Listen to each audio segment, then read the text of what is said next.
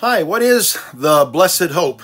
Someone recently wrote to me and said, in my view, the blessed hope is the simple fact that his sacrifice satisfied the wrath of God against our sin and restored us to our Father. And when I replied to him that his view ignores the context of the glorious appearing of Jesus, he wrote back to me with a quote from a different version of the Bible, of course, and he wanted to quote Titus chapter 2, verse 11.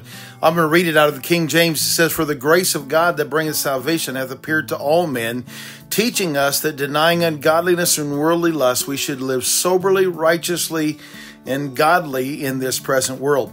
Now, he purposely scratched out the words "hath appeared" in that passage of Scripture. And then he said this, he said, "My view is not mine."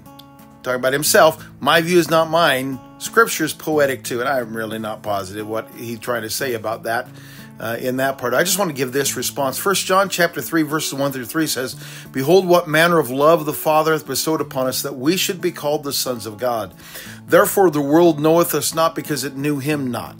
Beloved, now are we the sons of God, and it doth not yet appear what we shall be. But we know that when he shall appear, we shall be like him, for we shall see him as he is. And every man that hath this hope in him purifieth himself, even as he is pure." And so here's, just like to say this, religion longs to make any hope we have be to rest in our ability to do good works. And our world is in a terrible mess. There's no doubt. I will gladly admit that. But the answer to the problems in our world is not to force people to obey God with threats of, well, if you don't do this, you'll suffer the tribulation, which is the position of the post-trib and mid-trib guys.